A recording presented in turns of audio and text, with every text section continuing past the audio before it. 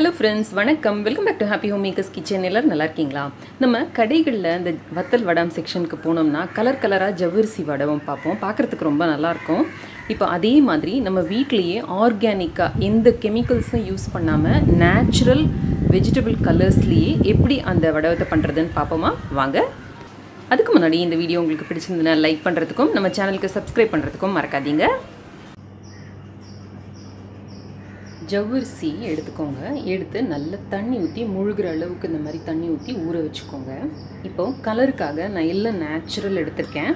இது ஒரு கேரட்டோட கொஞ்சோண்டு சிகப்பு குடமிளகாய் சேர்த்து நல்லா மிக்சியில் அரைச்சி அந்த ஜூஸ் அதோட கொஞ்சம் தண்ணி சேர்த்து அதில் கொஞ்சம் ஜவ்வரிசியை ஊற வச்சுருக்கேன். நான் இதில் மாவு ஜவ்வரிசி தான் எடுத்திருக்கேன், அந்த நைலான் ஜவ்வரிசியில். இதில் தண்ணியில் கொஞ்சம் மஞ்சத்தூள் சேர்த்து அதில் இந்த ஜவ்வரிசியை நல்லா ஊற வச்சுருக்கேன். இது பீட்ரூட் ஜூஸ் எடுத்து அந்த ஜூஸில் ஜவ்வரிசியை ஊற வச்சுருக்கேன். இது தக்காளியை நல்லா மிக்சியில் போட்டு அடித்து அதில் இதை ஊற வச்சுருக்கேன். ஸோ எல்லாமே நேச்சுரல் கலர் தான். இப்போது ஒரு இட்லி தட்டு எடுத்துக்கோங்க. லைட்டாக எண்ணெய் தடவிக்கோங்க, ரொம்ப எண்ணெய் தடவ வேண்டாம். லைட்டாக எண்ணெய் தடவிட்டு இதை எடுத்து நம்ம இட்லி பண்ணுவோம் பார்த்தீங்களா, அந்த மாதிரி அவ்வளோ திக்காக எடுக்க வேண்டாம். கொஞ்சமாக எடுத்து நல்லா ஒரு லேயர் ஸ்ப்ரெட் பண்ணுற அளவுக்கு இந்த மாதிரி வச்சுக்கோங்க.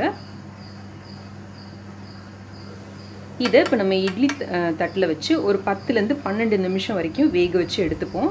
இந்த ஜவ்வரிசி அப்படியே கண்ணாடி மாதிரி ஆகணும், அந்த அளவுக்கு நம்ம வச்சு எடுத்துக்க போகிறோம். இந்த மாதிரி விதவிதமான கலர் நம்ம வச்சு எடுத்துக்கலாம்.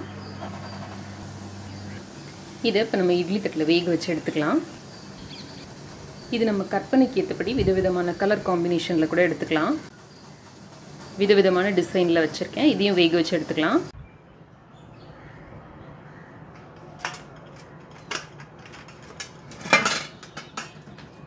இப்போது 12 நிமிஷம் நான் வச்சு எடுத்திருக்கேன். நம்மளோட வடம் ரெடியாக இருக்க பாருங்கள். இதை எடுத்து இப்போ கொஞ்சம் ஆற விடலாம். நம்ம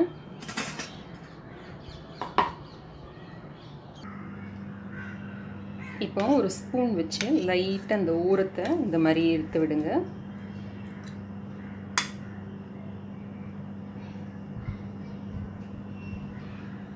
இந்த மாதிரி ஒரு வடகம் மாதிரி நமக்கு கிடைச்சிரும். இதே மாதிரியே இப்போ இது எல்லாத்தையும் எடுத்து இந்த மாதிரி ஒரு தட்டிலையோ இல்லை ஒரு தாம்பாளத்துலேயோ பரப்பி வச்சுக்கோங்க. இல்லை ஒரு துணியில் போட்டு கூட நம்ம வெயிலில் காய வச்சு எடுக்கலாம்.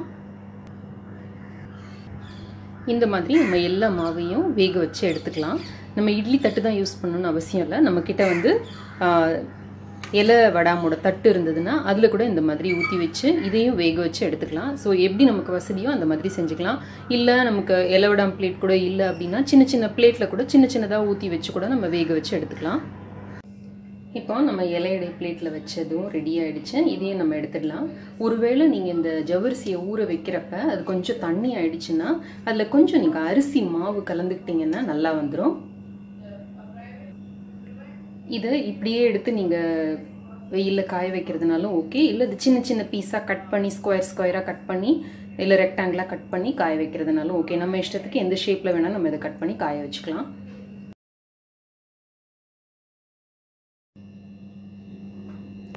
எண்ணெயை காய வச்சு நல்ல தீயில் பொரித்து எடுத்தோம்னா இந்த மாதிரி நமக்கு வடாம் கிடைக்கும். நல்லா பொரிக்க ஆரம்பித்தோடனே மீடியம் ஹை தீயில் வச்சுக்கோங்க.